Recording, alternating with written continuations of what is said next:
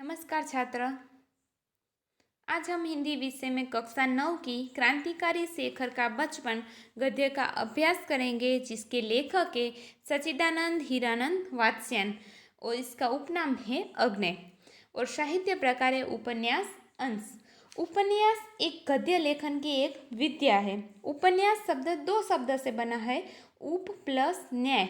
उप यानी कि समीप निकट और न्यास यानी कि न्याय रखना, स्थापित करना।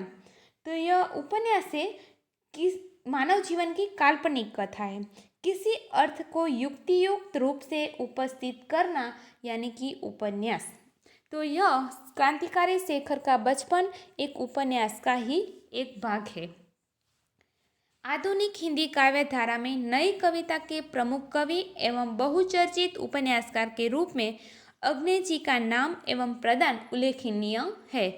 उनका जन्म 9 मार्च 1911 में कसिया में हुआ था और बचपन का 1911 से 1915 का समय लखनऊ में बीता। बाद में कुछ समय के लिए वे श्रीनगर और जम्मू में रहे। उन्होंने लाहौर के एक कॉलेज में बीएससी की परीक्षा प्रथम श्रेणी में उत्तीर्ण की।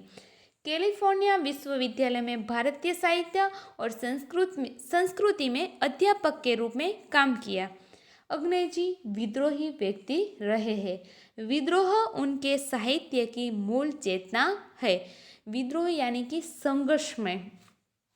उनका उपन्यास शेखर एक जीवनी प्रेमचंद के गोदान के बाद सबसे महत्वपूर्ण उपन्यास माना जाता है और इसके अतिरिक्त उन्होंने नंदी के द्वीप और अपने अपने अजनबी उपन्यास भी लिखे हैं। वे हिंदी कविता में प्रयोगवादी आंदोलन के प्रवर्तक माने जाते हैं और इन्हें आंगन के पार काव्य कृति पर साहित्य अकादमी ने पुरस्कृत भी किया है। कितनी नावों में कितनी बार पुस्तक पर ज्ञानपीठ पुरस्कार भी प्रदान किया गया है और उन्होंने तार सप्तक का भी संपादन किया है और उसका निधन 1987 में हुआ था। और यह उनकी कविता संग्रह है भग्नदूत, चिंता, इत्यलम, हरी घास पर क्षण भर, बावराहिरी, इंद्रधनुष रोदे हुए है, अरियो करुणा प्रभामय, आंगन के पार द्वार, कितनी नावों में कितनी बार, क्योंकि मैं उसे जानता हूँ, सागर मुंद्रा, पहले मैं सन्नाटा बुनता हूँ, महावृक्ष के नीचे, नदी की बांक पर छाया, प्रिजन डेज एंड अंडर पोएमस, ये अंग्रेजी में लिखी हुई है। उनकी कहानियाँ हैं विपथंगा, परंपरा, कोठरी की बात, शरणार्थी, जयदोल। और उपन्यास से शेखर एक जीवनी जो दो भाग में, प्रथम भाग और द्वितीय भाग। दूसरा है नदी के द्वीप, अपने अपने अजनबी। और यात्रा वृत्तांत है अरे यायावर रहेगा याद, एक बूंद सहसा उछली। और निबंध संग्रह है सबरंग, त्रिशंख, आत्मनेपद, आधुनिक साहित्य एक आधुनिक परिदृश्य, यह अनुवाद किया गया है। तो यह शेखर एक जीवनी है, वह उपन्यास अग्नि की मनोवैज्ञानिक उपन्यास है जो बहुचर्चित है। यह दो भागों में विभक्त है। पहला भाग है उत्थान जो 1940 में और दूसरा भाग है उत्कर्ष जो 1944 में प्रकाशित हुआ था। इसमें मुख्य पात्र के रूप में शेखर, सरस्वती, शारदा और शशिका है और अन्य पात्रों के रूप में शेखर की माँ, शेखर के पिता, मणिका और शांति का वर्णन किया गया है। यह चंद्रशेखर आजाद का जीवनी है, हम ऐसा भी कह सकते हैं। तो यह आजाद है वह भारतीय स्वतंत्रता संग्राम के स्वतंत्रता सेनानी थे। आजाद का जन्म 23 जुलाई 1906 में मध्य प्रदेश के भावरा गांव में हुआ था। उनके पिता का नाम सीताराम तिवारी और माता का नाम जगरानी देवी था। तो यह क्रांतिकारी शेखर का बचपन उनके अग्नि के प्रसिद्ध उपन्यास शेखर एक जीवनी पहले भाग जो उत्थान है उसमें से लिया गया है और यह उपन्यास 1940 में लिखा गया था। बचपन से लेकर कॉलेज जीवन तक का जीवन विचित्र है और शेखर का जीवन दर्शन स्वातंत्र्य की खोज लक्षित है, वह लील पर चलने वाला नहीं। तो यह शेखर का बचपन क्रांतिकारी विचारों से अभिभूत था। वह ब्रिटिश शासन का जबरदस्त विरोधी और स्वदेशी चीज़ों का चाहक है और अंग्रेजी के बजाय हिंदी का हिमायती बचपन के उसके जीवन का कुछ अंश इस उपन्यास में संकलित हुआ है। तो अब हम उपन्यास देखेंगे। असहयोग की एक लहर आई और देश उसमें बह गया। शेखर भी उसमें बहने की चेष्टा करने लगा और जब नहीं बह पाया तब हाथों से खेकर अपने को बहाने लगा। चेष्टा यानी कि प्रयत्न कि जब असहयोग यानी कि स्वदेशी आंदोलन, तो यह स्वदेशी आंदोलन भारतीय स्वतंत्रता आंदोलन का एक महत्वपूर्ण आंदोलन है जो भारतीयों की सफल रणनीति के लिए जाना जाता है। इस रणनीति के अंतर्गत ब्रिटेन में बनने वाले माल का बहिष्कार करना और भारत में बने माल का अधिकाधिक प्रयोग करके ब्रिटेन को आर्थिक हानि पहुंचाना और भारत के लोगों के लिए रोजगार सर्जन करना था। तो यह स्वदेशी आंदोलन महात्मा गांधी के स्वतंत्रता आंदोलन और असहयोग आंदोलन का ही एक भाग रहा है। उन्होंने इसे स्वराज की आत्मा भी कहा है। तो जब शहर में असहयोग आंदोलन चल रहा था तो उनमें शेखर है वह अपने प्रयत्न करने के बाद भी उसमें जुड़ नहीं पाते हैं, तब उन्होंने अपने जीवन में ही स्वदेशी वस्तुओं का प्रयोग करने लगे और विदेशी वस्तुओं को वह बहिष्कार करने लगे। इसलिए उसे विदेशी वस्तुओं का बहिष्कार करने का भूत सवार हो जाता है बचपन से। उसने विदेशी कपड़े उतार कर रख दिए और जो 2-4 मोटे देसी कपड़े उसके पास थे वही पहनने लगा। बाहर घूमने मिलने जाना उसने छोड़ दिया क्योंकि इतने देसी कपड़े उसके पास नहीं कि बाहर जा सके।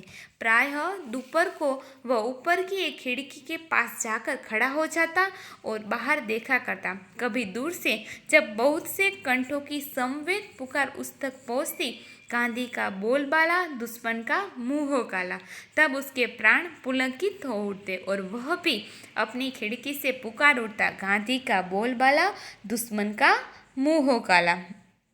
समवेत यानी कि सामूहिक, पुलकित यानी कि प्रसन्न और बोलबाला यानी कि अति प्रसिद्ध होना और मुंह हो काला यानी कि बदनाम होना।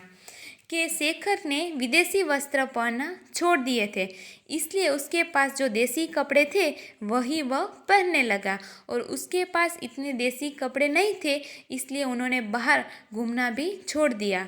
और जब वह दोपहर को अपने घर की एक खिड़की थी उसके पास खड़े हो जाते और जब बाहर से जो सामूहिक आवाज़ आती कि गांधी का बोलबाला दुश्मन का मुंह हो काला, तब वह भी खुश होकर चिल्लाते थे कि गांधी जी का बोलबाला दुश्मन का मुंह हो काला, यानी कि गांधी जी वह अति प्रसिद्ध हो और उसके जो दुश्मन है यानी कि जो अंग्रेज है वह बदनाम हो।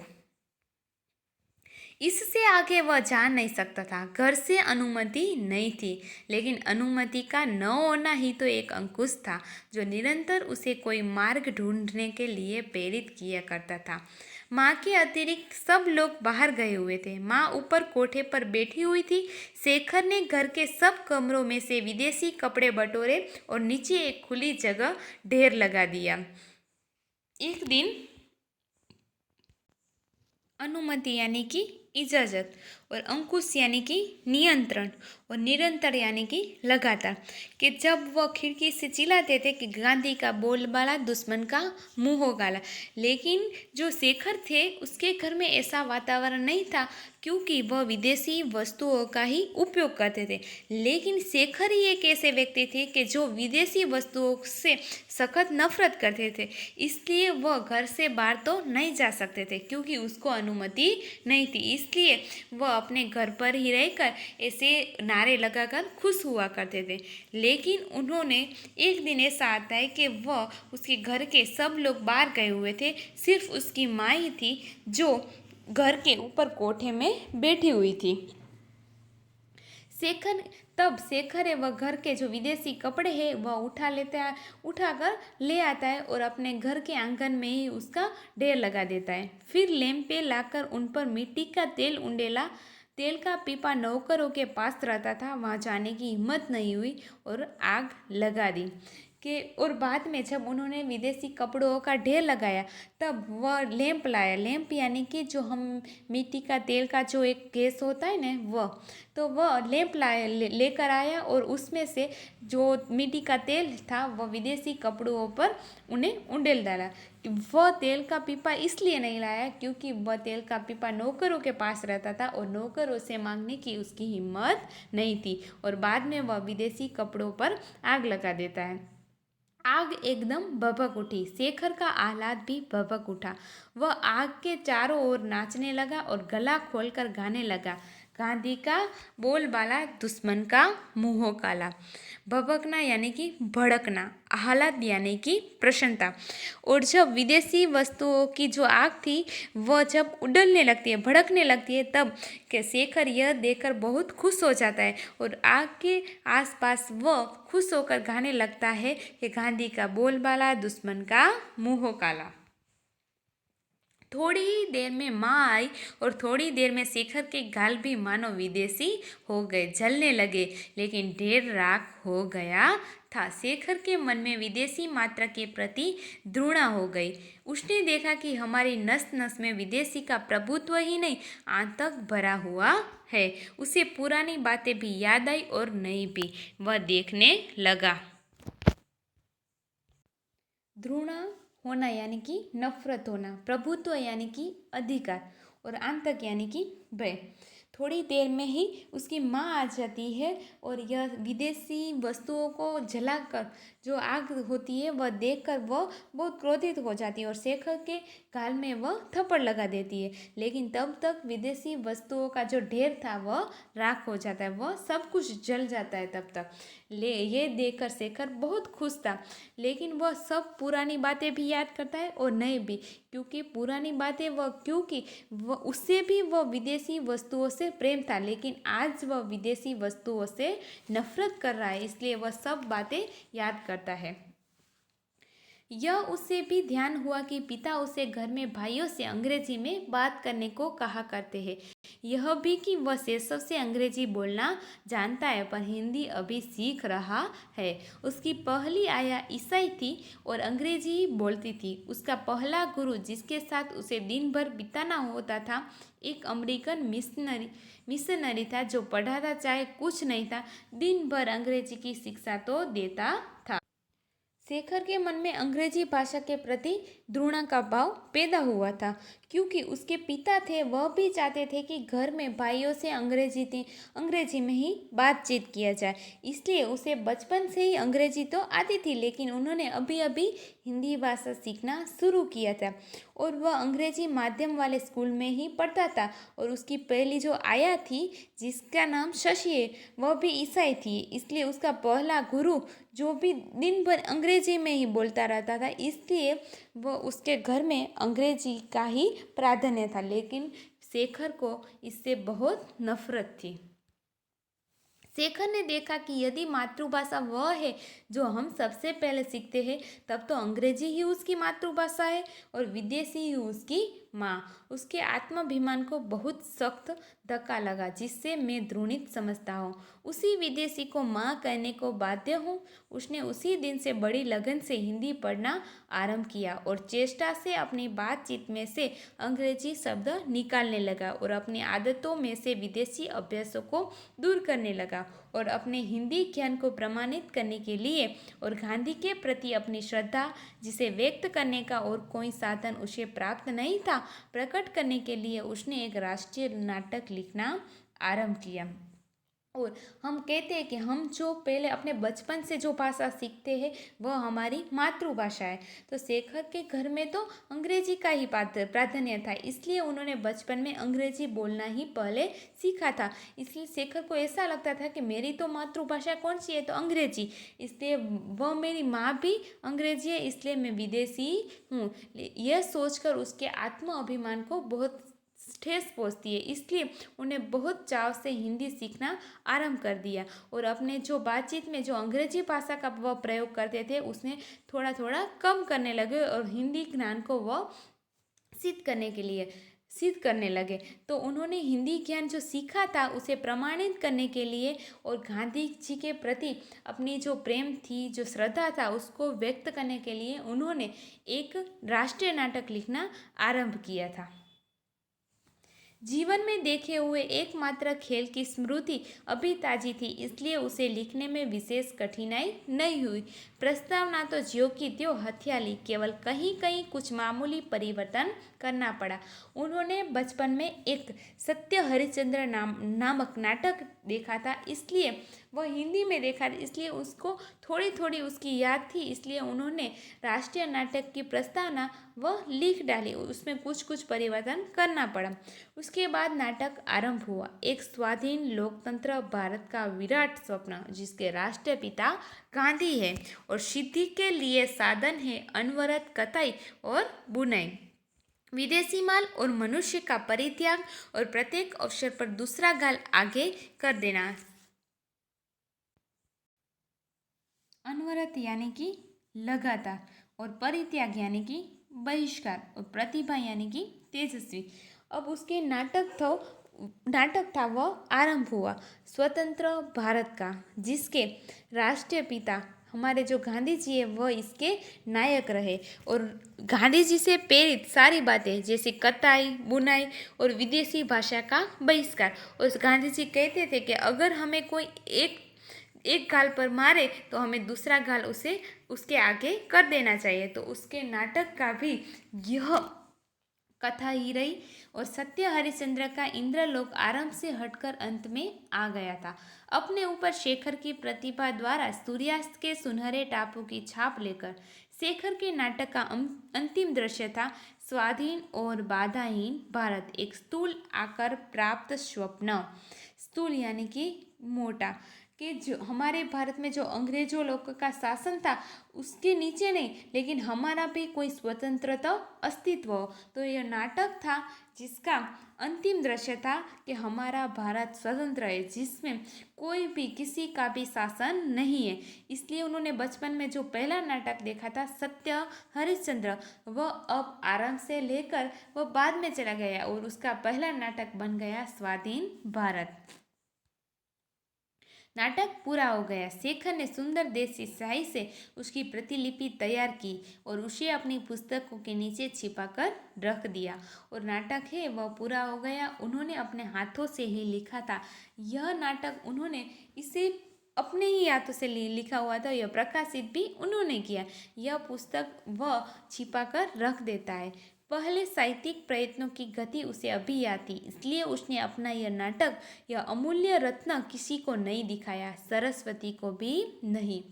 यह सरस्वती उनकी बहन है, जो उसकी एक प्रेरक भी है, एक गुरु भी है। वह कोई भी जीवन में कोई भी उसे मुश्किल आए तो वह प्रेरणा उसकी बहन ही उसे देती थी। तो यह उसका पहला नाटक था, तो यह पहला नाटक की प्रतिलिपि वह सरस्वती को भी नहीं दिखाते हैं।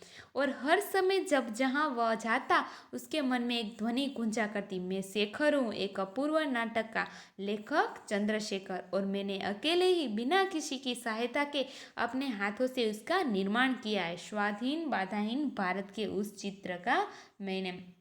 और बाद में वह किसी को तो नाटक दिखाता नहीं है, इसलिए वह किसी को तो पता ही न चलेगा कि इस शेखर ने भी एक नाटक लिखा है। लेकिन वह मन ही मन बहुत प्रसन्न होता था और उसके मन में एक ध्वनि गूंजा करती थी कि मैं भी एक लेखक हूँ और मैं एक महान नाटक का लेखक हूँ जिसका नाम है स्वाधीन बाधाहीन भारत। और यह सोचकर वह बहुत प्रसन्न हो जाता था। शेखर के पिता एक दिन के दौरे पर जा रहे थे और शेखर साथ था। बांकीपुर स्टेशन पर सामान रखकर पिता और पुत्र वेटिंग रूम के बाहर टहल रहे थे। शेखर कुछ आगे, पिता पीछे पीछे। दौरे यानी कि निरीक्षण के लिए जाना। तो शेखर के पिता एक दिन निरीक्षण के काम के लिए जा रहे थे, तब शेखर भी उसके साथ था। वह बांकीपुर स्टेशन के वेटिंग रूम में बैठे हुए थे और तभी बाहर वह सामान वेटिंग रूम में रखकर बाहर घूम रहे थे। तब उसके पिता थे वह पीछे पीछे थे और शेखर वह आगे आगे था। पास से एक लड़का आया और शेखर की ओर उन्मुख होकर अंग्रेजी में बोला, तुम्हारा नाम क्या है? उन्मुख होकर यानी कि सामने। तो तभी शेखर के पास एक लड़का आता है और उसके सामने आकर कहता है कि तुम्हारा नाम क्या है? अंग्रेजी में बोलता है, what is your name? Shekhar ने सिर से पैर तक उसे देखा। लड़का एक अच्छा सा सूट पहने था, सिर पर अंग्रेजी टोपी और उसके स्वर में अहंकार था। शायद वह अपने अंग्रेजी ज्ञान का परिचय देना चाहता था। जब वह लड़का है शेखर को कहता है तो वह शेखर उसको सिर से पैर तक देखता है तो वह एक लड़का अंग्रेजी दिखता था और उसके जो अपने अंग्रेजी भाषा था वह अंग्रेजी भाषा बोलता था। उसके जो कपड़े थे वह भी एक विदेशी थी, इसलिए उसे विदेशी होने का घमंड था। इसलिए वह उसके जो प्रश्न था उसका जवाब नहीं देते हैं। शेखर को प्रश्न बुरा और अपमानजनक लगा। उसने उत्तर नहीं दिया। कुछ इसलिए भी नहीं दिया कि पीछे पिता थे और पिता की उपस्थिति में बात करते ही वह झिझकता था। झिझकता यानी थी डरना। और अब तो शेखर को विदेशी वस्तु हो या विदेशी लोग हो या विदेशी भाषा, अब उसे विदेशी कोई भी वस्तु हो उससे घृणा होती थी। इसलिए भी उन्हें यह प्रश्न बहुत ही बुरा लगता है और अपमानजनक भी लगता है। इसलिए भी वह प्रश्न का उत्तर नहीं देते हैं। और उसके साथ साथ उसके पिता थे, इसलिए भी वह पिता से बहुत डरता था, इसलिए भी वह उसके प्रश्न का उत्तर नहीं देते हैं। उस लड़के ने समझा उसका सामना करने वाला कोई नहीं है। यह लड़का शायद अंग्रेजी जानता ही नहीं है। उसने तनिक रोब से कहा, my name is, do you go to school? मेरा नाम है, तुम स्कूल में पढ़ते हो? अब जब वह शेखर है उसके प्रश्न का जवाब नहीं देते तब वह लड़के को ऐसा लगता है कि यह लड़का है वह अंग्रेजी जानता ही नहीं है, इसलिए वो उसको अपने अंग्रेजी भाषा पर घमंड आ जाता है। इसलिए वह खुश होकर दूसरी बार रोब से पूछता है कि my name is, do you go to school? अंग्रेजी में कहता है। कुछ उत्तर अवश्य देता। शेखर के पिता वहाँ न होते तो वह प्रश्न का उत्तर चाहे न देता पर कुछ उत्तर अवश्य देता। शेखर के पिता अगर साथ न होते तो शेखर उसे हिंदी में ही कुछ ऐसा जवाब देता कि जैसे वह अंग्रेजी लड़के को उसका सारा घमंड था वह उतर जाता। लेकिन वह शेखर के पिता थे इसलिए उसने ऐसा उत्तर नहीं दिया। उसके मन में यह संदेह उठ भी रहा था कि वह लड़का शायद कोई पाठ ही दूरा रहा है, अंग्रेजी उतनी जानता नहीं है। लेकिन शेखर को तो अंग्रेजी आती थी, इसलिए वह सामने वाले लड़के को तो जल्दी से पहचान जाए, क्योंकि उसे अंग्रेजी कितनी आती है कितनी नहीं उसी को तो पता चल जाएगा। इसलिए उसे थोड़ी संदेह हुआ, संदेह यानी कि शंका हुई और कहते उसे ऐसा लगा कि यह लड़का है उसे भी अंग्रेजी नहीं आती है, लेकिन 2-4 शब्द है वह आते हैं, इसलिए वह मेरे सामने रोब से जमा रहा है। पर उसने घृणा से उस लड़के की ओर देखा, उत्तर कोई नहीं दिया। पिता के क्रुद्ध स्वर ने कहा, शायद उस लड़के को जताने के लिए कि मेरा लड़का अंग्रेजी जानता है, जवाब क्यों नहीं दे। और जब शेखर के पिता है वह देखते हैं कि शेखर कुछ नहीं जवाब देता, इसलिए वहाँ गुस्से से आकर कहते हैं कि जवाब क्यों नहीं देते हैं। तब उसको भी ऐसा लगता है कि शायद इसको भी अंग्रेजी आती है। शेखर और भी चिढ़ गया और भी चुप हो गया। वह लड़का मुस्कुराकर आगे बढ़ गया और उसके पिता के ऐसे व्यवहार से शेखर को बहुत गुस्सा आ जाता है, लेकिन तब तक वो लड़का है अंग्रेजी, वह मुस्कुराकर आगे बढ़ जाता है। पिता ने कहा, इधर आओ। शेखर उनके पीछे पीछे वेटिंग रूम में गया तो पिता ने उसका कान पकड़कर पूछा, जवाब क्यों नहीं दिया? मुंह टूट गया है? तो बाद में उसके पिता ऐसे उसके व्यवहार देखकर बहुत गुस्सा हो जाते हैं और शेखर को कहते हैं, तुम उस अंग्रेजी लड़के ने कहा था तो उसके प्रश्न का उत्तर क्यों नहीं दिया? तुम्हारा मुंह टूट गया है, तुम्हारे मुंह में जुबान नहीं है। तभी ट्रेंड आ गई और शेखर कुछ उत्तर देने से या उत्तर न देने की गुस्ताखी करने से बच गया। गुस्ताखी यानी अशिष्टता, बेअदबी। लेकिन तभी स्टेशन पर ट्रेन आ जाती है, इसलिए शेखर को उसके उत्तर, पिता के जो प्रश्न थे उसके उत्तर देने से वह बच जाता है, क्योंकि उसको तो कोई झूठ ही बोलना पड़ेगा, इसलिए वह झूठ बोलने से भी बच गया। दूसरे दिन घर पर पिता ने माँ से कहा, हमारे लड़के सब बुद्धू है, किसी के सामने तो बोल नहीं निकलता। शेखर ने सुन लिया, और जब दूसरे दिन है वह शेखर के पिता थे, वह उसकी माँ से बात कर रहे थे। वो कह रहे थे, हमारे बेटे को कुछ नहीं आता है, वह किसी के सामने कोई भी प्रश्न करे तो उसका उत्तर भी नहीं दे पाते हैं, इसे सब बुद्धू है हमारे लड़के। लिए शेखर यह सब सुन लेता है। और यह जो उपन्यास अंश है वह शेखर एक जीवनी पहले भाग उत्थान में से लिया गया है। Thank you.